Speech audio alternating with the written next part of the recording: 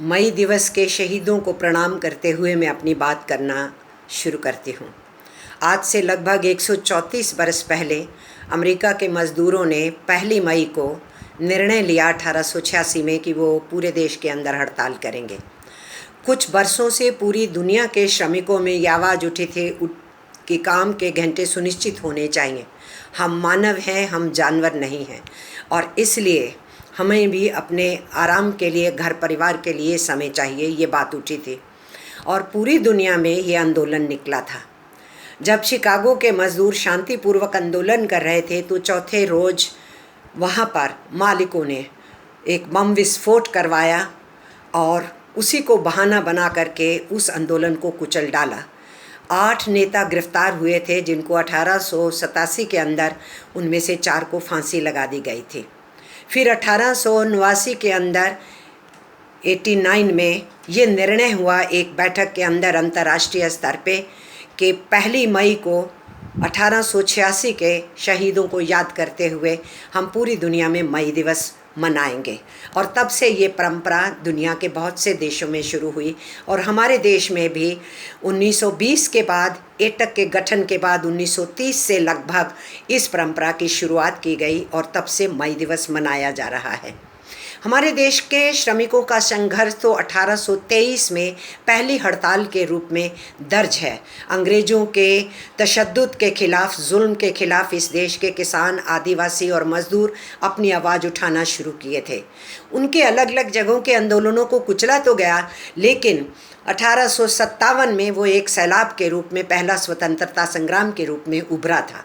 अंग्रेज़ों ने उसे भी कुचल डाला, लेकिन हमारे देश के श्रमिकों ने फिर से 19वीं शताब्दी का आखिर आते आते plantation workers, textile workers, jute workers, railway workers, postal workers, defence workers, इन्होंने अपनी यूनियनें बनाने की शुरुआत भी की, कहीं छिटपुट, और उसके साथ साथ हड़तालों का सिलसिला जारी रखा।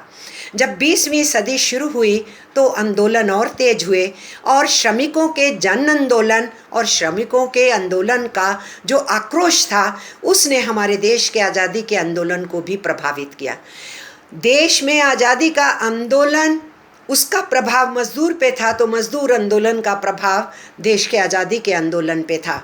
इसको हम देखते हैं जब 1908 के अंदर बाल गंगाधर तिलक की रिहाई के लिए हमारे देश का मज़दूर, जो काम के घंटे सुनिश्चित करने की लड़ाई लड़ रहा था, सामाजिक सुरक्षा मांग रहा था, काम के दाम मांग रहा था, उन सारी मांगों पे लड़ रहा था, वो एक मांग के लिए पूरे देश के अंदर हड़ताल पे उतरा, जबकि उसका कोई राष्ट्रीय संगठन नहीं था। इस चीज़ ने इस देश के स्वतंत्रता आंदोलन के शीर्ष नेताओं को प्रभावित किया था। और जब हम आगे बढ़ते हैं, पहले विश्व युद्ध के दौरान एक बहुत बड़ी घटना दुनिया के पैमाने पे हुई कि रूस में लेनिन के नेतृत्व में इंकलाब हुआ। मज़दूरों और किसानों की वो जो पहली सत्ता बनी, उसने कहा इंसान को इंसान का शोषण नहीं करना चाहिए, हम उसको बंद करेंगे, और एक देश को दूसरे देश के ऊपर हुकूमत नहीं करना चाहिए, इसलिए हम आज़ादी के आंदोलनों का समर्थन करेंगे। तो हमारे देश के मज़दूर आंदोलन और आज़ादी के आंदोलन को ताकत मिली। AITUC 1920 में बॉम्बे शहर में स्थापित हुई। देश भर के सभी यूनियनों को फॉर्मल, इनफॉर्मल सेक्टर के इकट्ठा किया गया और वहाँ पर ये पहला संगठन राष्ट्रीय स्तर का जो गठित हुआ AITUC के नाम से, लाला लाजपत राय उसके पहले अध्यक्ष हुए। श्रमिकों के इस पहले राष्ट्रीय संगठन को इस बात का सम्मान हासिल है कि नेताजी सुभाष चंद्र बोस, पंडित जवाहरलाल नेहरू और VV गिरी भी इनके सम्मेलनों की अध्यक्षता किए थे। सरोजिनी नायडू और CR दास जैसे स्वतंत्रता सेनानी भी इन श्रमिकों के संगठन के साथ समय समय पे अपनी एकजुटता जताते रहे थे। बहरहाल AITUC ने 1921 में ही अपने दूसरे सम्मेलन में इस देश को पूरी स्वतंत्रता मिलनी चाहिए, इस प्रश्न को उठा दिया था। और उसके साथ साथ प्रश्न उठाया ही नहीं, जब 1928 में उस समय का जो स्वतंत्रता आंदोलन का प्लेटफॉर्म था, इंडियन नेशनल कांग्रेस, उसका सम्मेलन हो रहा था, वहाँ 50,000 की तादाद में पंडाल में वर्कर्स घुस गए और उन्होंने ये मांग की कि हम कब से कह रहे हैं पूरी आज़ादी का नारा तय होना चाहिए, आप क्यों नहीं कर रहे हैं। तो महात्मा गांधी ने एड्रेस करते हुए उनसे कहा कि हम जल्दी ही इसको पूरा करेंगे, और 1929 में पूरी आज़ादी के आंदोलन का नारा हमारे देश के अंदर रावी के किनारे लाहौर सेशन में लिया गया। तो मैं ये कहूँगी कि इस देश के श्रमिक आंदोलन ने जहाँ आज़ादी के आंदोलन को प्रभावित किया, तो वहाँ आज़ादी के आंदोलन को एक नई दिशा प्रदान करने के लिए और पूरी आज़ादी की मांग रखने के लिए भी प्रभावित किया। इतना ही नहीं, श्रमिक अपने लिए तो लड़ ही रहे थे, आज़ादी के आंदोलन को तो मजबूत साथ साथ कर ही रहे थे। 1900 से लेकर के 1920 तक जबकि ये पहला राष्ट्रीय संगठन बना, तब तक हजारों हड़तालें हिंदुस्तान में श्रमिकों की तरफ से इतिहास में दर्ज हैं। और जो कानूनों को हासिल करना शुरू किया हमने 19वीं सदी से ऑनवर्ड्स, और उसकी मजबूती के लिए हम लड़ते रहे, उसी में ही जुड़ाव आया जब 1923 के अंदर हम लोगों ने कंपनसेशन का कानून हासिल किया। 1926 में तो हम ट्रेड यूनियन बनाने के अपने कानूनी अधिकार को हासिल कर लिए, ट्रेड यूनियन एक्ट 1926 हमने लिया। उस विदेशी हुकूमत के दौरान श्रमिकों ने अपनी ताकत को संजोते हुए, इकट्ठा करते हुए संघर्षों के रास्ते से अपने हकों को हासिल करना शुरू किया था। इसके साथ साथ जब देश के अंदर ये बातचीत शुरू हुई कि स्वतः सरकारें बन सके यहाँ पर, तो तब भी AITUC ने आगे बढ़ कर के ये कहा था कि देश के अंदर एक संविधान सभा बनाइए, देश के अंदर उसमें चर्चा कीजिए, और पूरी आज़ादी का जब नारा ले चुके हैं तो स्वतंत्रता के बाद कैसा भारत होगा, उसके संविधान के निर्माण की तरफ आगे बढ़िए। संविधान सभा इस देश में बनी राजेंद्र प्रसाद जी के नेतृत्व में, और उसकी ड्राफ्टिंग कमेटी बनी बाबा साहेब अम्बेडकर जी के नेतृत्व के अंदर। और AITUC ने उस समय, क्योंकि वही एकमात्र राष्ट्रीय संगठन तब था, तो पूरे देश के श्रमिकों की तरफ से आम जनमानस की मांगों के साथ साथ श्रमिकों की मांगों को संविधान सभा के अंदर पेश किया। तो जिन संघर्षों को, आज़ादी के आंदोलन को आगे बढ़ाते हुए, अपने श्रमिक आंदोलनों की मांगों को आगे बढ़ाते हुए AITUC ने काम किया, उसका सिला था कि हिंदुस्तान के संविधान के अंदर हमको यूनियन बनाने के अधिकार, एक समान काम के एक समान वेतन का अधिकार, बाल मजदूरी नहीं होनी चाहिए, मैटरनिटी बेनिफिट मिलना चाहिए, बहुत से अधिकार उसमें आए। हम लोगों की मांग थी राइट टू डिसेंट होना चाहिए, right to freedom of expression होना चाहिए, हमें एक समाजवादी भारत बनाना चाहिए। ये सारी बातें संविधान सभा के सामने AITUC ने रखी थी। आज़ाद होने के बाद हिंदुस्तान की पार्लियामेंट से भी हमने बहुत से कानून अपने संघर्षों के जरिए से, और जिन्होंने वर्किंग क्लास की सोच को, समझ को पार्लियामेंट में पेश किया, उनके चलते हुए हमने बहुत से अधिकारों को हासिल किया। लेकिन आज हम किस मोड़ के ऊपर खड़े हुए हैं जब 2020 में हम मई दिवस मना रहे हैं। हमारे देश के अंदर नई आर्थिक नीतियों को लाने का जब सिलसिला 1991 में शुरू हुआ, उसके बाद से श्रमिक आंदोलनों को ये कहा गया कि ईज ऑफ बिजनेस के नाम के ऊपर कुछ श्रम कानूनों में परिवर्तन की और ढील की ज़रूरत है। हम लोग परिवर्तनों का विरोध कभी नहीं करते रहे, लेकिन उन परिवर्तनों में हमारे 134 बरस नहीं, मैं ये कहूँगी कि 197 बरस का इतिहास, पहली हड़ताल 1823 में दर्ज हुई थी। उन संघर्षों से जो हमने हासिल किया, एक विदेशी हुकूमत से भी हमने हासिल किया, और देश में स्वतंत्रता के बाद देश के निर्माण में हिस्सेदारी निभाते हुए अपने हकों को हासिल किया। तो हमने कहा उन अधिकारों पे आप चोट नहीं करेंगे, कानूनों में परिवर्तन उनको और बेहतर करने के लिए हम विरोध नहीं करते हैं।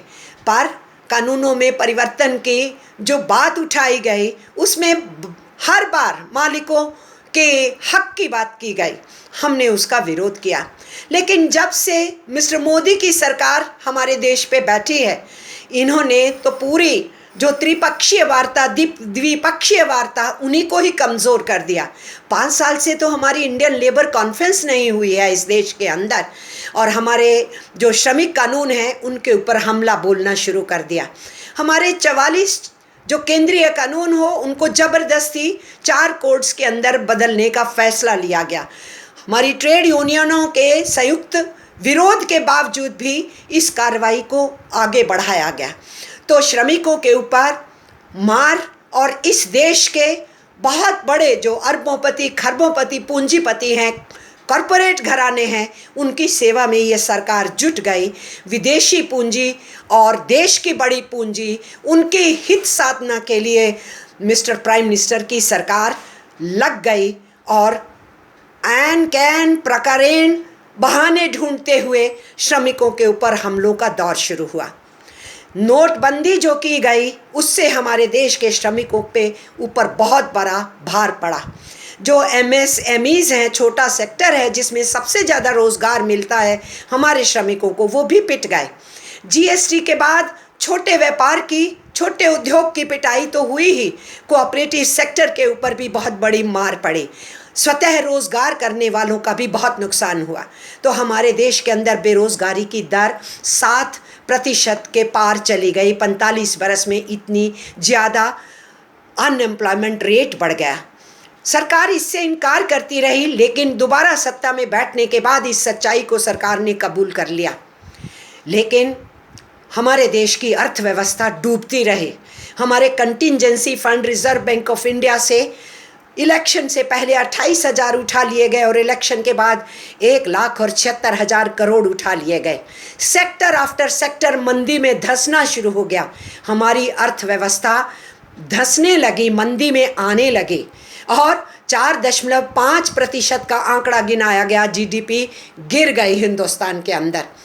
इस पूरे हालात के दौरान जो बजट पेश किया गया, उस बजट के अंदर फिर से बड़े कॉरपोरेट घरानों को छूट दी गई और श्रमिकों के ऊपर फिर से गाज गिराई गई। छोटे क्षेत्र को बेनिफिट नहीं दिए गए और बड़े क्षेत्र का वेल्थ टैक्स 2016 में माफ़ कर चुके थे और इस बजट के अंदर उनके टैक्स की और कटौती करते गए। ये करते जाते हुए जब अर्थतंत्र पहले ही मुश्किल में था, पूरी दुनिया के अंदर भी हालात अच्छे नहीं थे, इस बीच में कोविड महामारी ने दुनिया के सामने एक नई मुसीबत खड़ी कर दी। पहला केस तो दिसंबर में आ गया था। जनवरी और फरवरी में पूरी दुनिया इस प्रश्न के साथ जूझना शुरू हो गई थी, लेकिन हिंदुस्तान में जनवरी में पहला केस आ जाने के बाद भी हमारे देश की सरकार चेती नहीं। और फरवरी में दिल्ली के चुनावों के बाद क्या इनके मन में था, नहीं था, एक तरफा एक समुदाय के ऊपर हमला किया गया जो दंगे के स्वरूप में भी बाद में बदला और बुरे हालत इस देश में हुए। उन परिस्थितियों के अंदर भी हमारा देश राष्ट्रपति ट्रंप की सेवा में, उनके तैयारी में 1 लाख की गुजरात के अंदर गैदरिंग करने में मस्त था। दुनिया कोरोना वायरस से कैसे लड़ा जाएगा उसके लिए परेशान थी और हिंदुस्तान इन सारी बातों के लिए सिर्फ इन्हीं प्रश्नों के ऊपर बातचीत कर रहा था। और इसीलिए हम ये समझते हैं कि हिंदुस्तान की सरकार सोई रही। मार्च में पार्लियामेंट चलती रही, पार्लियामेंट को विश्वास में नहीं लिया गया। हमारे देश के इतने राज्यों के मुख्यमंत्रियों को, चुनी हुई सरकारों को विश्वास में नहीं लिया गया। जिस जनता के ऊपर अचानक लॉकडाउन का कहर ढाया गया, उस जनता को भी विश्वास में नहीं लिया गया। आज कहते हैं कि सबको साथ मिलके चलना है, तो सबको साथ मिलके चलना था तो पूरे देश को साथ लेके निर्णय लेना चाहिए था। प्रधानमंत्री 19 मार्च को पहली बार मीडिया पे आए थे और कुछ कदम उन्होंने घोषित किए थे, लेकिन ताली थाली दाली बजाने के और जनता कर्फ्यू के इस देश को आगाह नहीं किया कि जो विद्यार्थी हैं, जो नागरिक हैं, जो पिलग्रिम्स हैं, जो मजदूर हैं, वो अपने अपने घरों में जा सकते हैं। 5-6 दिन का हम आपको समय देते हैं, वो समय नहीं दिया। प्रधानमंत्री की आदत है कि रात को अचानक घोषणा कर देना और पूरे देश को सत्ते में डालना, जैसे नोटबंदी के टाइम पे किया था। और वही हरकत हमने अपने देश की सरकार की फिर से एक बार देखी कि 4 घंटे के नोटिस के ऊपर 24 तारीख रात को, 24 मार्च को ये लॉकडाउन घोषित किया गया और करोड़ों मजदूरों की एक ही झटके के अंदर रोजगार चली गई। पूरा कारोबार ठप हो गया, उद्योग बंद हो गए। 54 करोड़ इस देश के अंदर श्रमिक हैं, केवल 4 करोड़ के करीब संगठित क्षेत्र में हैं। 50 करोड़ असंगठित क्षेत्र का जो मजदूर था उसके लिए सब कुछ ठप हो गया। और उनमें से 20 करोड़ मजदूर जो इधर उधर जाकर के काम करता है, अपने घर को छोड़ के राज्य के किसी कोने में दूसरे राज्यों के अंदर जाकर के, उसके ऊपर अचानक मुसीबत बरपा हो गई।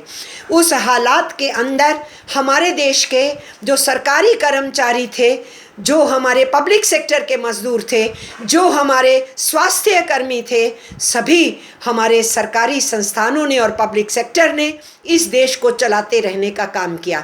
लेकिन हमारे इन फ्रंट लाइन फाइटर्स के लिए उस लॉकडाउन पीरियड में असल में उस तैयारी को इस्तेमाल करना चाहिए। उस लॉकडाउन पीरियड में सबको ठप नहीं कर देना चाहिए, लेकिन वो सब कुछ नहीं किया गया।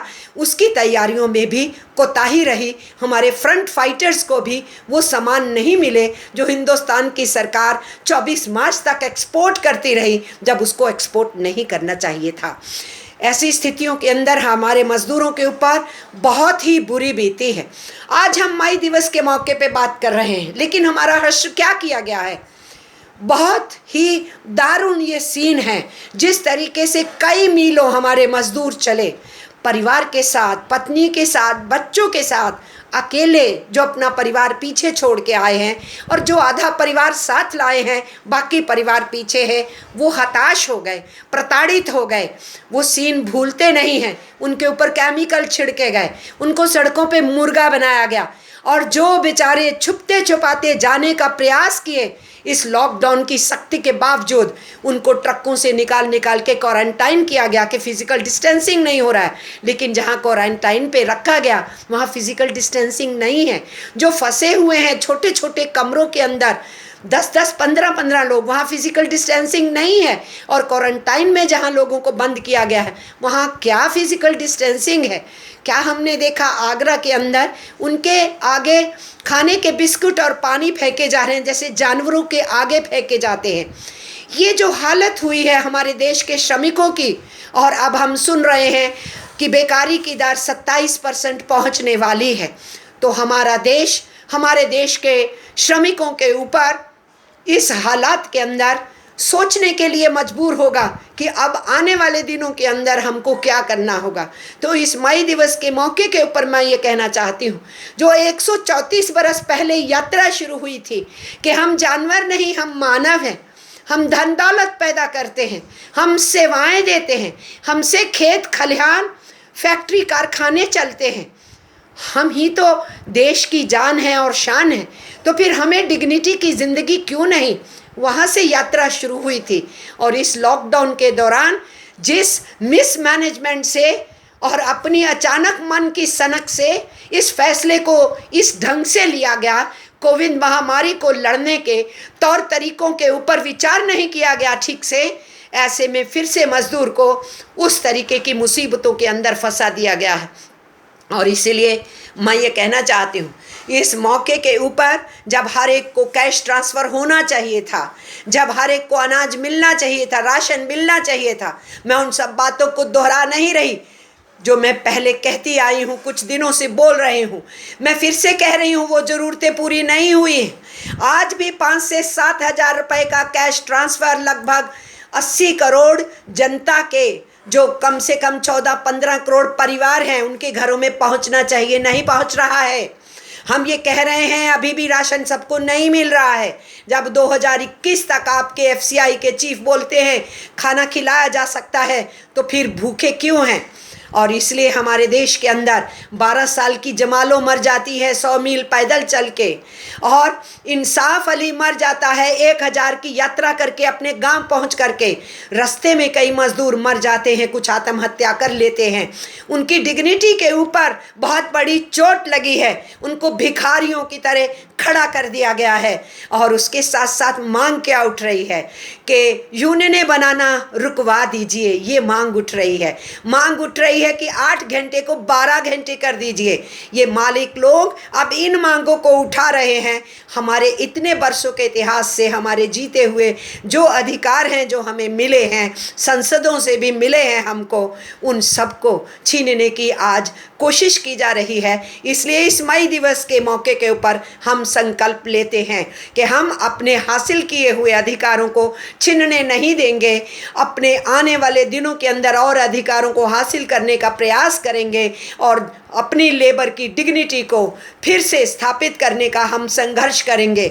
और जो ये सारा पूरे देश के अंदर अंग्रेज़ों की नीति चल रही है, बांटो और राज करो की, इस नीति को परास्त किया था अंग्रेज़ों की नीति को हिंदुस्तान के लोगों ने। इस नीति को हम आज़ाद हिंदुस्तान में भी परास्त करेंगे। और मिस्टर प्राइम मिनिस्टर, हम आपसे इस मई दिवस के मौके के ऊपर कहना चाहते हैं, अपने मंत्री संतरी एमएलए एमपीज़ के ऊपर रोक लगाइए। आपके साथ जो एक सेक्शन मीडिया का लगातार जहर फैलाता है, उसको रोक लगाइए। हम मजदूर ये कहना चाहते हैं, हमारा धर्म हमारा अपना निजी मामला होता है। हमारी पहचान एक श्रमिक है। हम कर्मचारी हैं, हम श्रमिक हैं, और इसलिए श्रमिक के नाते हमारे बीच में बंटवारा करने की प्रयास नहीं कीजिए। हम उसको निरस्त करेंगे। हम अहद लेते हैं इस मई दिवस के मौके के ऊपर अपने देश की एकता भी बचाएंगे, अपने देश के ऊपर आए हुए इस संकट से, विपदा से भी लड़ेंगे, और उसके साथ साथ श्रमिकों के हासिल किए हुए अधिकारों की भी हम रक्षा करेंगे। मई दिवस के शहीदों को एक बार फिर से मैं सलाम करते हुए, जय हिंद कहते हुए अपनी बात को ख़त्म करती हूँ।